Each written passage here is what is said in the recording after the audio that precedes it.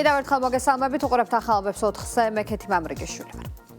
საქართველოს სახელმწიფო უსაფრთხოების სამსახურის თანამშრომლებმა უცხო ქვეყნის ტერორისტულ ორგანიზაციაში გაერთიანებისა და ტერორისტულ საქმიანობაში დახმარების ბრალდებით ბათუმში უცხო ქვეყნის ერთი და საქართველოს ერთი მოქალაქე დააკავეს. გამოძების ინფორმაციით ისინი გაწევრიანდნენ ტერორისტულ ორგანიზაცია ისლამური სახელმწიფოს რიგებში და მზად იყვნენ ისლამური სახელმწიფოს ლიდერების ნებისმიერი სახის დავალების შესასრულებლად.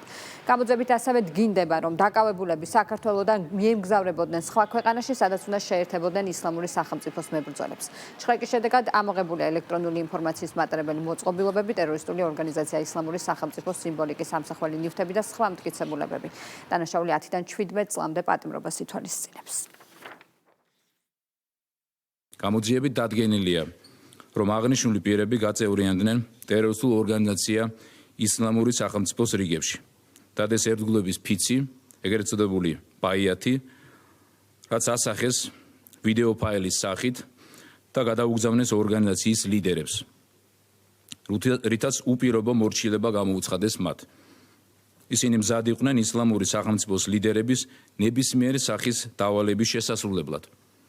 გამოძიებით ასევე დგინდება, რომ დაკავებულები საქართველოდან მიემგზავრებოდნენ სხვა ქვეყანაში, სადაც უნდა შეერთებოდნენ ისლამური სახელმწიფოს მებრძოლებს.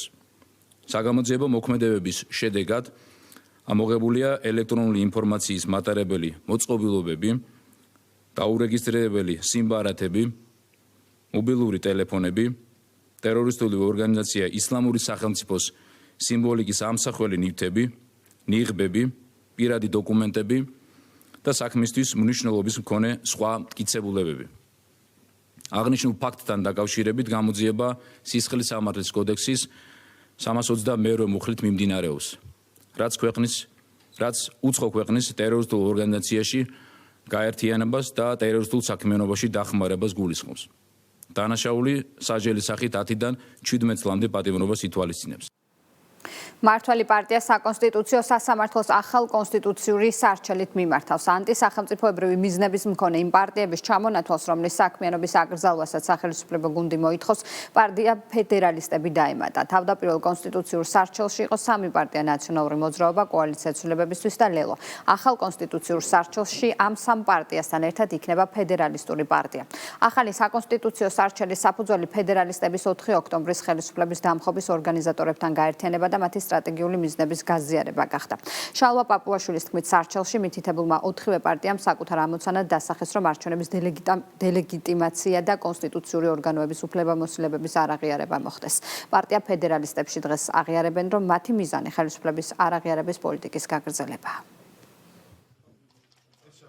ჩვენ ძალიან კაფიოდ გქონდა გაცხადებული, რომ მიუხედავად იმისა, რომელ პარტიას ეხება, თუ პარტიები იკრძალება ქვეყანაში, ნიშნავს, რომ პოლიტიკური პროცესიც იკრძალება და ფედერალისტები არანაირ ფორმალურ პროცესში ასეთ პირობებში მონაწილეობას არ ვაპირებთ. ამდენად არაფერი არ იცვლება. ჩვენ მოვაწერეთ ხელი პოლიტიკური პარტიების შეთანხმებას, რომელიც გულისხმობს ხელისუფლების არაღიარების პოლიტიკის გაგრძელებას. ერთადერთი არის ქართველი ხალხის წინააღმდეგობა, რომელიც მოიტანს შედეგს და ჩვენ უნდა ვიმუშაოთ ამაზე.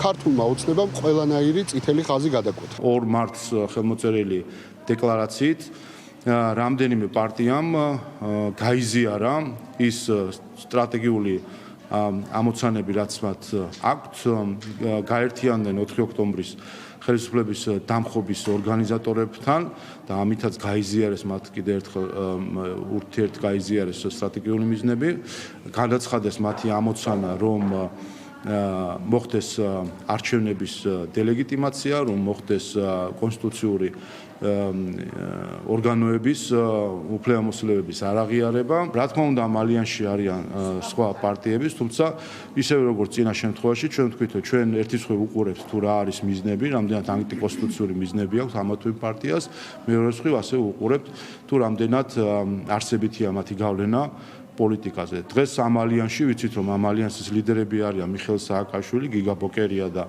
ნიკა გვარამია. ეს არის 3 ნაციონალური მოძრაობის კრიმინალური რეჟიმის 3 მაღალჩინოსანი, რომელიც დღეს ამ კვლავ გაერთიანებული ნაციონალური მოძრაობის ალიანსის სახით ცდილობს, რომ ქვეყანა აქციოს მარიონეტულ სახელმწიფოს. ვინც დაკავებულია იმით, რომ მოაწყოს სახელმწიფო გადატრიალებები, დაარღვიოს საქართველოს კონსტიტუცია, ემსახუროს სხვა ქვეყნის წარმომადგენლებს, ჩვეულებრივად ვიცით ხო ყველამ, რომ აგენტურა არის და ეს წლების განმავლობაში იქნებოდა ასეულობით მილიონი იხარჯებოდა იმაში, რომ ეს დაჯგუფებები, მოღალატეები შექმნილი იყოს. სქემა გაშიფრულია, აბსოლუტურად ყველაფერი ძალიან კარგად ვიცით, ვინ საიდან ფინანსდება, ვის რა და ვინ ყავთ პატრონები და რა არის მათი მთავარი ნიშანი. შესაბამისად, სახელმწიფოს მხრიდან ამას ყოველთვის მოყვება რეაგირება. როდესაც ჩვენ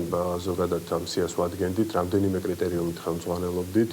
ერთ-ერთი კრიტერიუმი არის ის, რომ პარტიას, რომელიც მოხვდება ამ სარჩელში, უნდა გააჩნდეს რაღაცა ტიპის საფუძველი და რაღაცა ტიპის გავლენა პოლიტიკურ პროცესებზე და ფედერალისტები შეგვიძლია ამ კრიტერიუმით მივაკუთვნოთ ამ სიას და მაქედან გამომდინარე ჩვენ მივმართავთ უკვე განახლებული სიით საკონსტიტუციო სასამართლოს.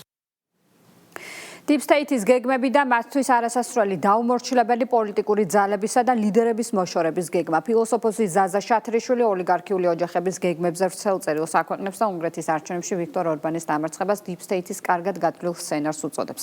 მისი შეფასებით სწორედ ამ სცენარის ნაწილი იყო გლობალურ პრობლემებსა და სკანდალებში გახვეული შტატების ადმინისტრაციის ორბანის გვერდში დგომა, რომელიც სინამდვილეში კონტრპროდუქტიული შედეგისთვის იყო გამიზნული.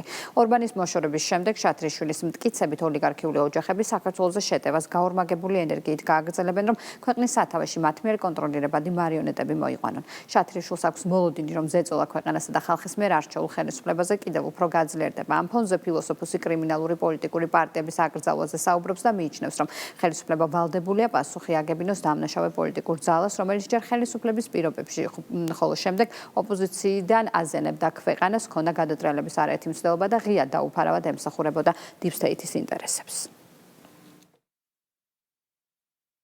უნგრეთის საპარლამენტო არჩევნებამდე ქართულ და არა მხოლოდ ქართულ საზოგადოებას შევთავაზე ანალიზი თუ როგორ მესახებოდა პროცესების განვითარება და ასევე ვრცლად ვისაუბრი ამერიკის შეერთებული შტატების მოქმედი ადმინისტრაციის მხრიდან ვიქტორ ორბანის მხარდაჭერის შესახებ, რაც თულად, მაგრამ საბოლოოდ ამოიხსნა, რომ კონტრპროდუქტიული შედეგისთვის იყო გამიზნული. ყველაფერი სწორედ ისე მოხდა, როგორც წერილში იყო აღწერილი. ორბანმა სასტიკად წააგო, რამე თუ გლობალურ პრობლემებსა და სკანდალებში გახვეული ამერიკის შეერთებული შტატების ადმინისტრაციის გვერდში მას ხელისუფლების დათმობად დაუჯდა. ცხადია, სწორედ მსგავსი სცენარი იყო გათვლილი Deep State-ის, იგივე არაფორმალური ოლიგარქიული ოჯახების, იგივე გლობალური ომის პარტიის მხრიდან და ძალიან დასანანია, რომ ორბანს არ იყო პოლიტიკური და რაციონალური გამჭრიახობა, რათა ოლიგარქიული ოჯახების მიერ კარგად დაგეგმილი და საკმაოდ ნიჭიერი შემსრულებლის ტრამპის მიერ თავს მოხვეული გეგმა მისთვის უნგრულ ვატერლოოდ არ გადაქცეულიყო. ის ფაქტი, რომ ამერიკის შეერთებული შტატების პრეზიდენტს თავისთავად კი მისთვის დავალებების მიმცემ ოლიგარქიულ ოჯახებს ორბანის თავიდან მოშორება ჰქონდათ განზრახული, არ დაუმალავს დონალდ ტრამპს. არჩევნებში დამარცხებისთანავე მან ვიქტორ ორბანი ყოფილ მეგობრად მოიხსენია და ისეთი კმაყოფილებით ჩარეცხა, წარბიც კი არ შეუხრია.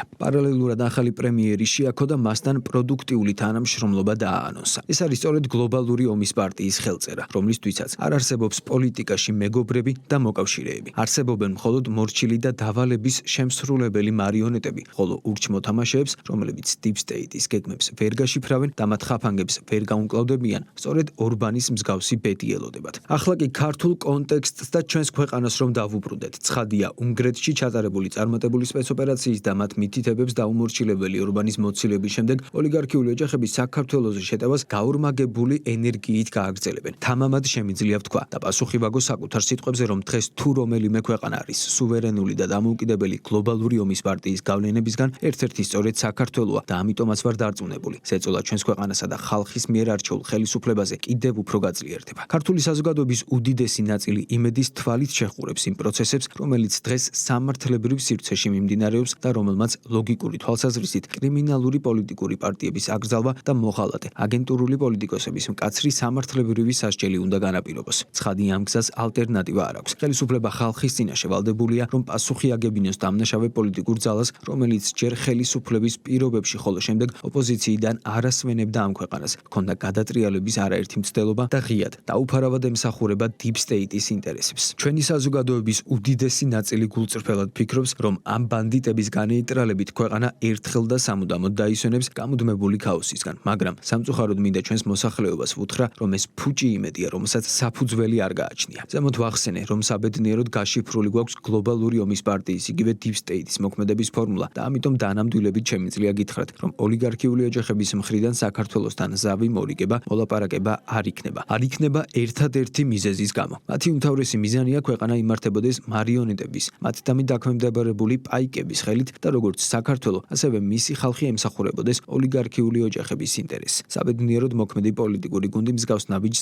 არასოდეს გადადგამს, რაც განმსაზღვრელია მხოლოდ ერთი შინაარსის ხვალინტელი დღის. გაგრძელდება გარედან დაუნდობელი შემოტევა საქართველოსზე. რაც შეეხება კრიმინალი პოლიტიკოსების განეიტრალებას, პარტიების აკრძალვას და ღიად მოღალატე, მტერთან კოლაბორაციონისტი ფიგურების სამართლებრივ სასჯელს. ეს ნაბიჯი გლობალური ომის პარტიას მცირედითაც კი ვერ შეუშლის ხელს. ოლიგარქიული ოჯახებისთვის სასიცოცხლოდ მნიშვნელოვან საკვებს წარმოადგენს პოლარიზაცია და რადიკალიზაცია, რაც საბოლოოდ რევოლუციით და კანონიერი ხელისუფლების დამხობით უნდა დასრულდეს, ხოლო ამ გზას, რომელი მარიონეტის ხელით გაივლიან, მათთვის საერთოდ უმნიშვნელოა. სახელებსა და გვარებს Deep State-ისთვის მნიშვნელობა არ აქვს, ისევე როგორც უმნიშვნელოა მათთვის ადამიანი, პიროვნება. ისინი პასპორტით ქართველ ოპოზიციონერ პოლიტიკოსებს განიხილავენ როგორც ინსტრუმენტს მათი ამოცანების შესრულების. არ იქნება ერთი, იქნება მეორე, მესამე და ასე შემდეგ. სამწუხაროდ, ისევე როგორც ჰაერს არ დაელევა მტვრის ნაწილაკი, ჩვენს ქვეყანასაც არ დაელევა მოღალატეთა ახალი ნაკადი. სწორედ ამიტომ არავის უნდა ჰქონდეს ილუზია, რომ ჩვენი ქვეყანა ასე მარტივად დაისვენებს და სამშვიდობოს კავა. ბოროტ ძალას, რომელსაც საქართველოს დამონება, დამორჩილება და საკუთარი მიზნებისთვის გამოყენება უნდა, არ აინტერესებს რომელი აგენტი იქნება ქვეყნის სათავეში. მათთვის მთავარია მოაშოროს ეროვნული ხელისუფლება და ქვეყანა წარსულში დააბრუნოს. ამ ღალატზე ხელის მომწერი ხალხი კი ქვეყანაში მუდმივად გამოჩნდება. აიკრძალება ნაციონალური მოძრაობა, შექმნიან ახალ პარტიას და ყველა რესურს ახალი პარტიისკენ გადაისვრიან. გასამართლდება სააგაშვილი. პრობლემა არ არის.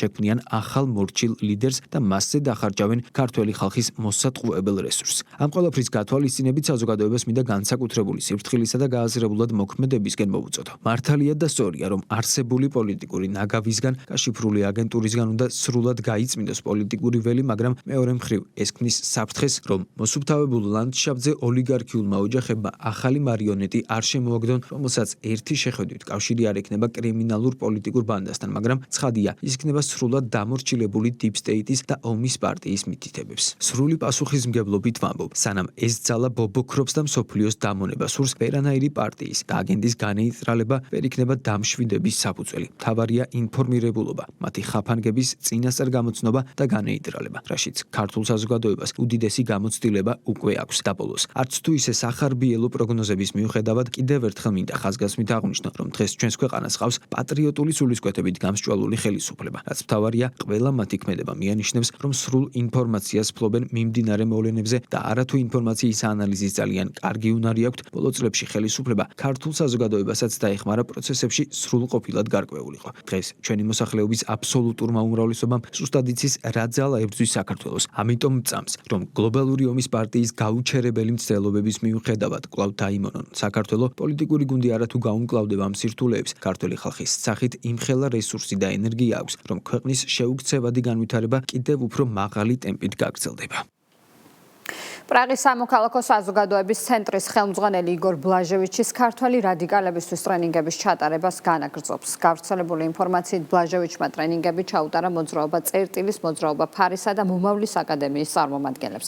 რა საკითხები განიხილეს ტრენინგებზე, საკითხზე ინფორმაციის მოპოვებას ჩვენ ორგანიზაციების წარმომადგენლებთან შევეცადეთ, თუმცა მათ არც ჩვენ სატელეფონო ზარებს უპასუხებს და ვერც მასთან შეხვედრა შევძელით. მართველი გუნდისთვის ეს ფაქტი კიდევ ერთი დასტურია იმისა, რომ ოპოზიცია გარედან მიღებული დავალებებით მოქმედებს და უცხო ძალები ქვეყანაში რევოლუციური გზით მარიონეტული ხელისუფლების მოყვანას ცდილობს.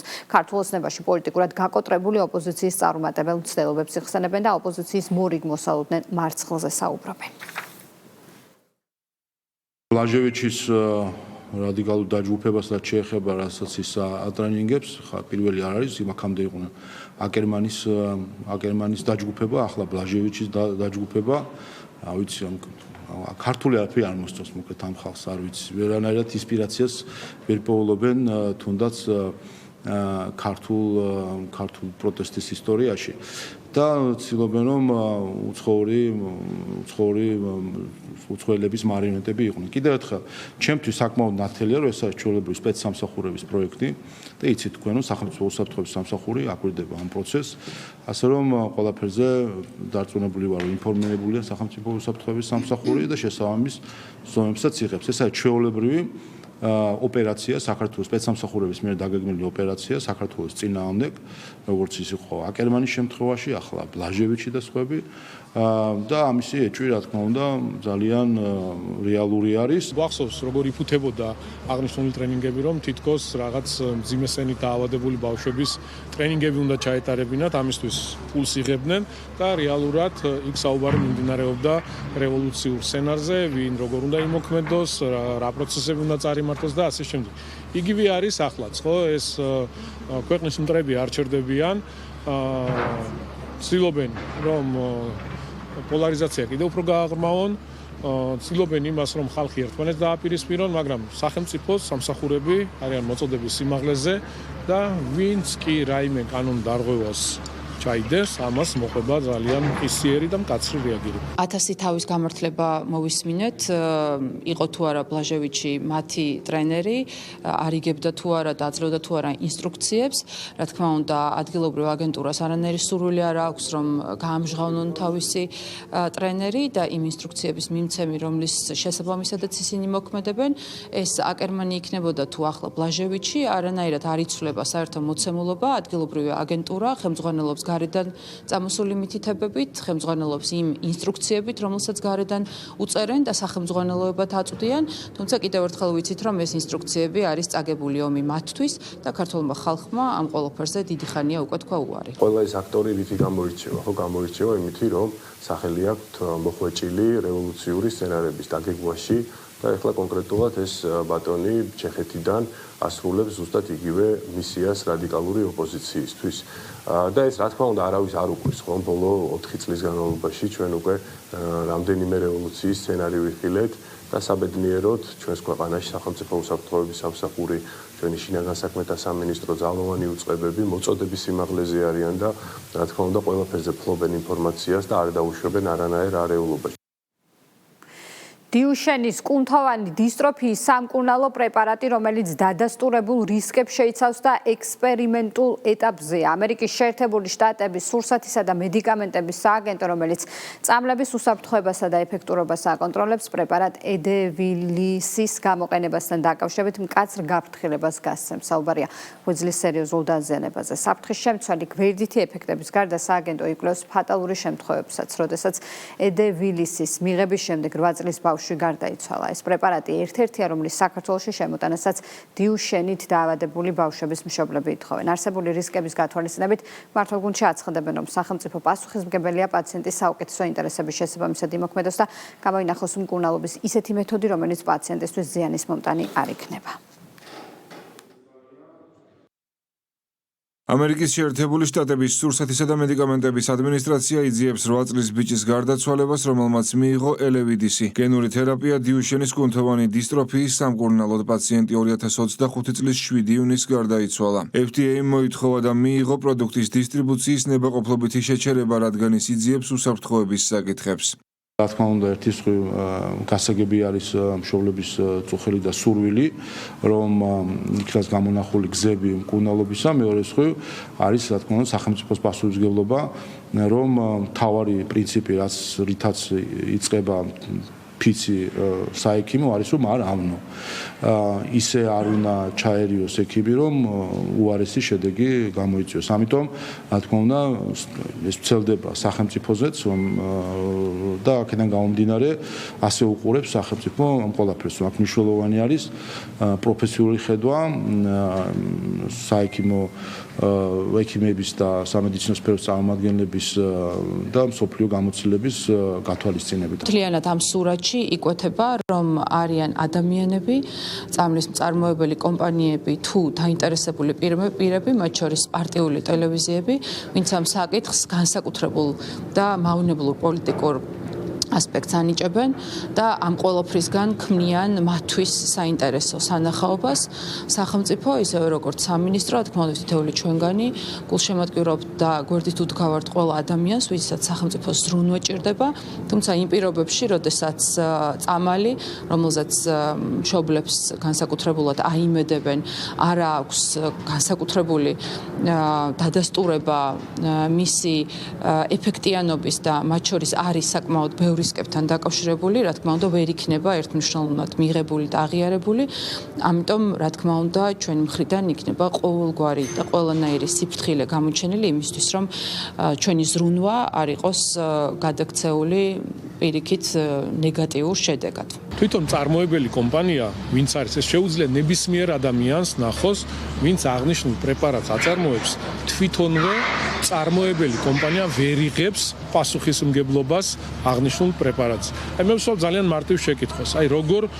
როგორ მიგაჩნიათ, დავანებოთ ყველანაირ პოლიტიკას თავი, როგორ მიგაჩნიათ, რომ სახელმწიფომ მიიღოს გადაწყვეტილება და ამ ოჯახებისთვის, ამ ბავშვებისთვის შეიძინოს ისეთი პრეპარატი, რომელზეც თავად მწარმოებელი ვერ იღებს პასუხისმგებლობას. როგორია დიუშენის მკურნალობის მსოფლიო პრაქტიკა, საკითხ სოციალურ ქსელში ექსპერტი დავით ქართველიშვილი ეხმაურება და განმარტავს, რომ შტატებსა და ევროკავშირში ძვირად ღირებული გენური თერაპიების ირგვლივ არაერთი მწვავე დისკუსია გაიმართა. რიგ შემთხვევებში პრეპარატები დაჩქარებული წესით დამტკიცდა შეზღუდულ მონაცემებზე დაყრდნობით, რის შემდეგაც გაჩნდა სერიოზული კითხვები, როგორც მათ ეფექტურობაზე, ისე უსაფრთხოებაზე. დაფიქსირებულია მძიმე გვერდითი ეფექტებიც, ხოლო ინოვაციური პრეპარატის ზოლგენსმას გამოყენებისას ზურგის კუნთოვანი ატროფიის სამკურნალოდ ევროპელმა მარეგულირებლებმა ასევე დააფიქსირეს ღვიძლის მწვავე უკმარისობის ლეტალური შემთხვევები მცირეწლოვან პაციენტებში. დავით ქართველიშვილის შეფასებით პასუხისმგებელი ხელისუფლება ვალდებულია დაეყრდნოს მკაფიო კრიტერიუმებს დადასტურებულ ეფექტურობას, მისაღებ უსაფრთხოებას და გამჭვირვალე საერთაშორისო პრაქტიკას.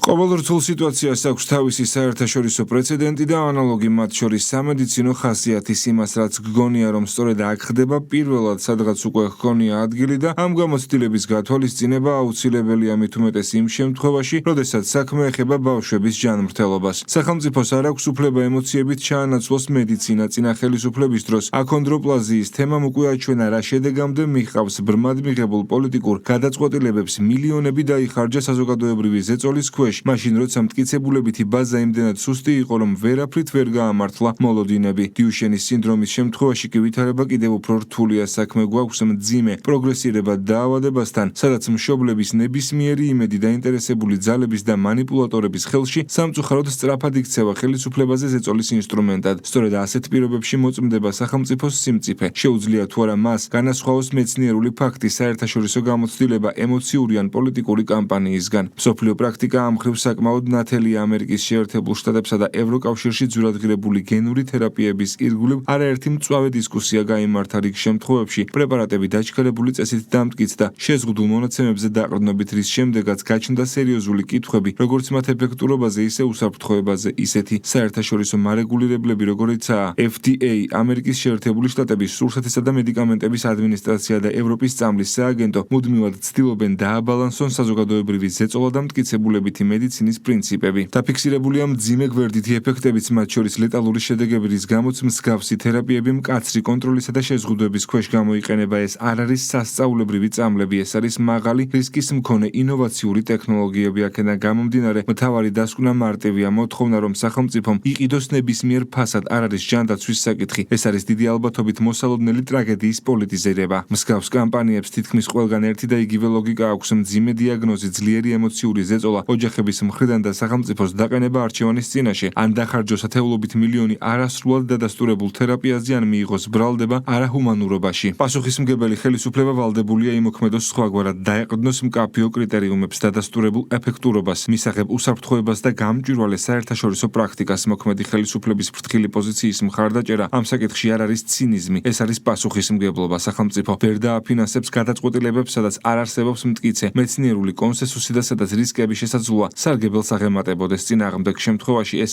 აღარ არის პაციენტების დახმარება, ეს არის ბიუჯეტის ხარჯზე ჩატარებული ძვირადღირებული და საშიში ექსპერიმენტი, რამაც შეიძლება პატარა ავადმყოფ პაციენტებში ლეტალური შემთხვევები გამოიწვიოს. როდესაც სასწორზე დგას არა მხოლოდ ფინანსები, არამედ ადამიანების სიცოცხლე. პრინციპი უნდა იყოს მკაცრი და ერთმნიშვნელოვანი. ჯერ მტკიცებულებითი მედიცინა, შემდეგ სახელმწიფო ხარჯები. ამერიკის შეერთებულ შტატებში გენური თერაპიის ირგვლივ, რომელიც გამოიყენებოდა დიუშენის სინდრომის დროს, დაფიქსირდა ბავშვებში არაერთი ლეტალური შემთხვევა ღვიძლის მწვავე უკმარისობის გამო, რის შედეგადაც FDA იძულებული გახდა შეეზღუდა ეს სახიფათო ექსპერიმენტები და გაემკაცრებინა მიდგომები. კიდევ უფრო თვალსაჩინოა AT-122 შემთხვევა იშვიათი ბავშვთა დაავადების XLMTM-ის მკურნალობაში. კლინიკური პროგრამა შეჩერდა მძიმე გართულებების ფონზე, მათ შორის რამდენიმე ბავშვის გარდაცვალების შემდეგ, ხოლო ინოვაციური პრეპარატის Zolgensma გამოყენებისას ზურგის კუნთოვანი ატროფიის სამკურნალოდ ევროპელმა მარეგულირებლებმა ასევე დააფიქსირეს ღვიძლის მწვავე უკმარისობის ლეტალური შემთხვევები მცირეწლოვან პაციენტებში, რამაც კონტროლის გამკაცრება გამოიწვია. თუ ინმეს ჰგონია, რომ ქართველებს საკუთარი შვილები ევროპელებზე თუ ამერიკელებზე ნაკლებად უყვართ, მოიძიონ მსგავსი შემთხვევები ინტერნეტში და გაგებით მოეკიდონ სახელმწიფოს განსაკუთრებულ სიფრთხილეს ამ რთულ პრობლემასთან გამკლავების საქმეში. ბულგარეთში საპარლამენტო არჩევნებში ქვეყნის ყოფილი პრეზიდენტის რუმენ რადევის პარტია პროგრესულმა ბულგარეთმა გაიმარჯვა. ამორჩეულთა ხმების 98.33%-ის დათვლის შემდეგ პროგრესული ბულგარეთის კოალიციამ ხმების 44.67% მოიპოვა, რაც საკმარისია 240 ადგილიან პარლამენტში, სულ მცირე 122 ადგილის აბსოლუტური უმრავლესობისთვის. ყოფილი პრემიერ-მინისტრის ბოიკო ბორისოვის პარტია სამორჩეულთა 13%-მა დაუჭირა მხარი. ბორისოვმა რადევს გამარჯვება უკვე მიულოცა. რუმენ რადევი 9 წლიანი პრეზიდენტობის შემდეგ თანამდებობა იანვარში დატოვა, რათა პრემიერ-მინისტრად მისი კანდიდატურა წამოეყენებინა. რადევი ევროსკეპტიკოსად ფასდება, რომელმაც ევროკავშირს მოსკოვთან ურთიერთობების აღდგენისკენ მოუწოდა და გააკრიტიკა უკრაინისთვის იარაღის მიწოდება. ის ასევე ეწინააღმდეგებოდა ბულგარეთსა და უკრაინას შორის მარტში ხელმოწერილ 10 წლიან თავდაცვის შეთანხმებას. გარდა ამისა, ბოლო წლებში ბულგარეთში კოალიციური მმართველობის შედეგად პოლიტიკური კრიზისი იყო. კვირას ჩატარებული არჩევნები 5 წლის განმავლობაში მერვე არჩევნებია. 2021 წლიდან მოყოლებული პარლამენტში შექმნილი კოალიციები 1 წელზე მეტ ხანს ვერ ძლევდნენ.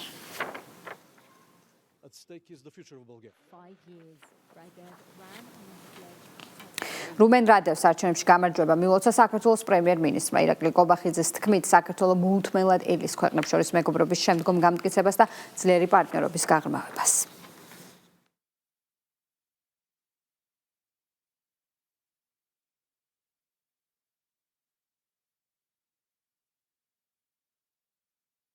რუმენ რადევს და მის გუნდს ვულოცავ არჩევნებში გამარჯვებას ბულგარეთის წინსვლისა და ბულგარელი ხალხის უწყვეტი პროგრესისა და კეთილდღეობის უზრუნველყოფის საქმეში მას წარმატებას ვუსურვებ. საქართველო მოუთმენლად ელის ჩვენი დიდი ხნის მეგობრობის შემდგომ განმტკიცებას და ჩვენი ძლიერი პარტნიორობის გაღრმავებას. საქართველოს შინაგან საქმეთა მინისტრმა გეკა გელაძემ უზბეკეთის რესპუბლიკაში ოფიციალური ვიზიტის ფარგლებში მონაწილეობა მიიღო საერთაშორისო ფორუმში სახელმწიფოებრივი საზოგადოებრივი ჯანმრთელობისა და უსაფრთხოების წინააღმდეგ მიმართული ტრანსნაციონალური ნარკოტიკული საფრთხეების წინააღმდეგ ბრძოლა. ფორუმი ქალაქ სამარყანდში გაეროს ნარკოტიკებისა და დანაშაულის წინააღმდეგ ბრძოლის ბიუროსა და უზბეკეთის რესპუბლიკის პრეზიდენტის ადმინისტრაციის ორგანიზებით გაიმართა. ფორუმზე ნარკოტიკების უკანონო ბრუნვის მიმართულებით არსებული გამოწვევები და ახალი ტენდენციები განიხილეს. ამასთან განსაკუთრებული ყურადღება გამახვილდა ამ სფეროში საერთაშორისო თანამშრომლობის გაღრმავების მნიშვნელობაზე. ღონისძიების ფარგლებში გაიმართა მაღალი დონის პლენარული სესია და თემატური დისკუსიები, რომელშიც მონაწილეობა მიიღეს სხვადასხვა ქვეყნის შესაბამისი უწყებების ხელმძღვანელმა პირებმა, დარგის ექსპერტებმა და საერთაშორისო და რეგიონული ორგანიზაციების წარმომადგენლებმა, მათ შორის EUTHOS, გაეროს ნარკოტიკებისა და დანაშაულის ბრძოლის წინააღმდეგ ბრძოლის ოფისის, მსოფლიო ჯანდაცვის ორგანიზაციის, ინტერპოლის, ევროპოლის, მსოფლიო საბაჟო ორგანიზაციისა და ნარკოტიკების კონტროლის საერთაშორისო კომიტეტის ხელმძღვანელმა პირებმა.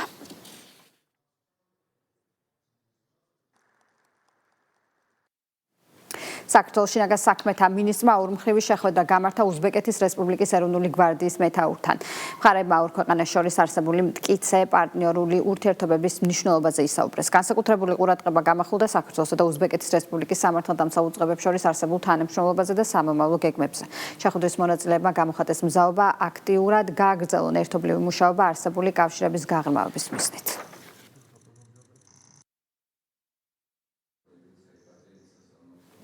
საქართველოს შინაგან საქმეთა მინისტრმა შეხვედრა გამართა ამერიკის შეერთებული შტატების სახელმწიფო დეპარტამენტის ანტინარკოტიკულ და სამართალდამცავ ორგანოებთან თანამშრომლობის ბიუროს ევროპისა და აზიის ოფისის დირექტორთან. გეკა გელაძემ სამინისტროში მიმდინარე და განხორციელებულ რეფორმებზე, ასევე იმ ღონისძიებებზე ისაუბრა, რომლებიც დანაშაულის წინააღმდეგ, მათ შორის ნარკოდანაშაულის წინააღმდეგ ბრძოლის მიმართულებით განხორციელდა. მხარებმა ასევე განიხილეს შინაგან საქმეთა სამინისტროსა და ანტინარკოტიკულ და სამართალდამცავ ორგანოებთან თანამშრომლობის ბიუროს შორის არსებული ნაყოფიერი პარტნიორული ურთიერთობები და თანამშრომლობის სამომავლო გეგმები. შეხვედრა უზბეკეთში სამარყანდში მიმდინარე საერთაშორისო ფორუმის ფარგლებში გაიმართა, რომელიც გაეროს ნარკოტიკებისა და დანაშაულის წინააღმდეგ ბრძოლის ბიუროსა და უზბეკეთის რესპუბლიკის პრეზიდენტის ადმინისტრაციის ორგანიზებით ტარდება.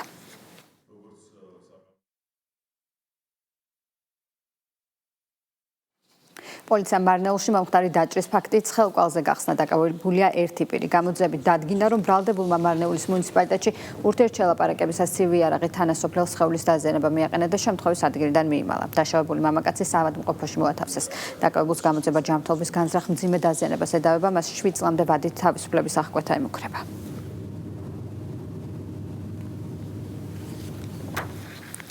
სულხან საბა-ორბელიანისა და ინგოროყვას ქუჩებზე არსებული შენობების განახლება დაიწყო. მიზანი დედაქალაქის ისტორიული ნაწილის ავთენტურობის შენარჩუნება და კულტურული მემკვიდრეობის ძეგლების სრული აღდგენაა. სამუშაოები ორ ეტაპად განხორციელდება და მოიცავს როგორც მიწისქვეშა კომუნიკაციებისა და საგზაო ინფრასტრუქტურის მოწესრიგებას, ისე შენობა ნაგებობების აღდგენა რესტავრაციას.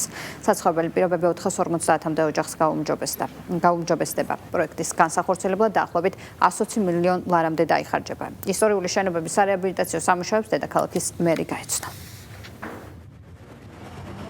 ქუჩების გარდა არსებული შენობა-ნაგებობები, რომელთა ძირითადი ნაწილი კულტურული მემკვიდრეობის ძეგლის სტატუსს ატარებს, სრულად რეაბილიტირებული, განახლებული იქნება. ჩვენთვის ძალიან მნიშვნელოვანია ისტორიული არეალების განახლება. გვაქვს ძალიან კარგი მაგალითები: გუდიაშვილის მოედანი, ორბელიანის მოედანი, თუ როგორ გალამაზდა, მოწესრიგდა იქ არსებული სიტუაცია და რა თქმა უნდა ვაგრძელებთ ამ დამოკიდებულებას.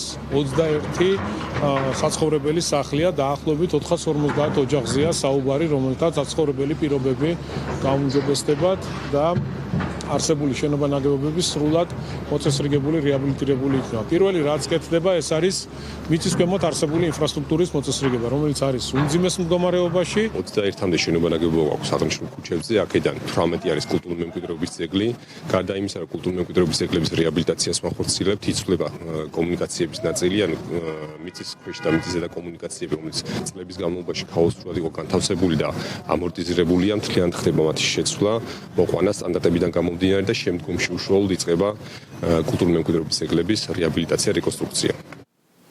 ბირთვული და რადიაციული უსაფრთხოების სააგენტოს 10 წლის იუბილე თარიღის საზეიმო ღონისძიებითა და კონფერენციით აღინიშნა. შეხვედრა მისასალმებელი სიტყვით გარემოს დაცვისა და სოფლის მეურნეობის მინისტრმა და განათლების მინისტრმა ერთობლივად გახსნეს. შეხვედრის ფარგლებში განიხილეს რადიაციული უსაფრთხოების ძირითადი გამოწვევები და მათი გადაჭრის გზები, ასევე გაიმართა პანელური დისკუსია, სადაც მონაწილეებმა იმსჯელეს სფეროში არსებულ პრაქტიკულ გამოწვევებზე, გამოცდილების გაზიარებასა და თანამედროვე მიდგომების დანერგვის მნიშვნელობაზე.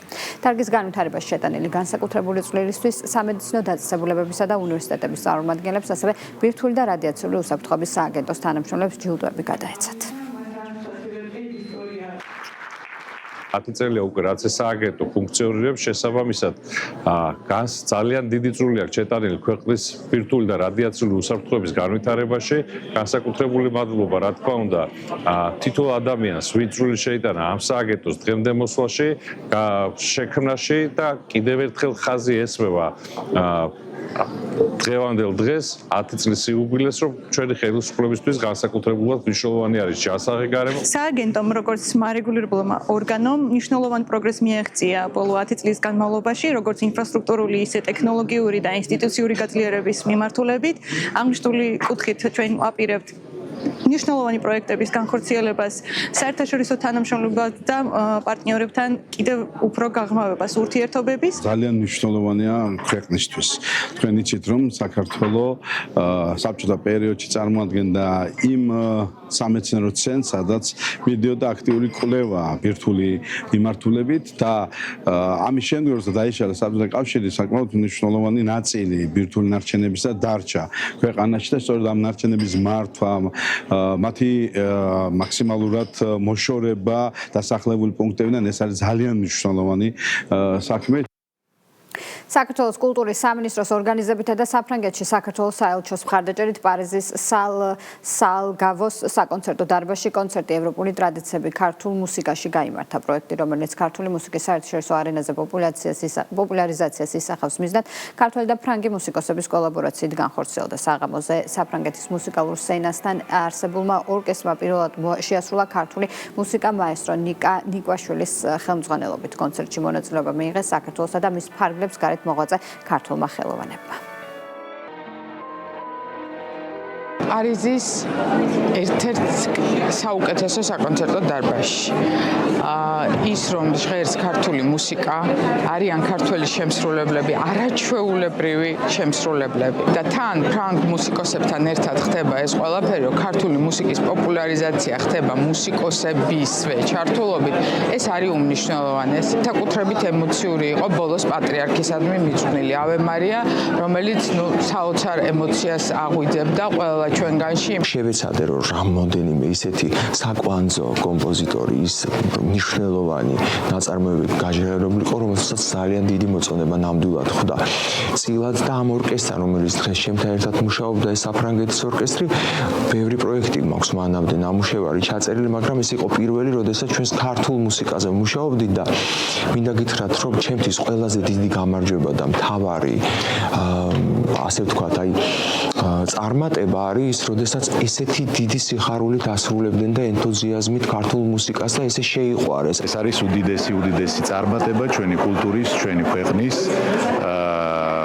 და რა თქმა უნდა განუმეორებელი ემოცია. მინდა განსაკუთრებით დიდი მადლობა უთხრა კულტურის სამინისტროს, ჩვენს კულტურის მინისტრს ქალბატონ თიკა რუხაძეს, რომელმაც შესაძლებელი გახადა ეს მნიშვნელოვანი ღონისძიების ჩატარება. ეს ყოველდღიური ინფორმაცია 4-ზე მე ამით გემშვიდობები და ელოდეჩიცაც დღის თავის სახელების შესახებ ანაშევდებ რომ სად მოგიყვება წინ პოლიტიკური პოსტი გეუდებათ ასე რომ არ გიტარდეთ.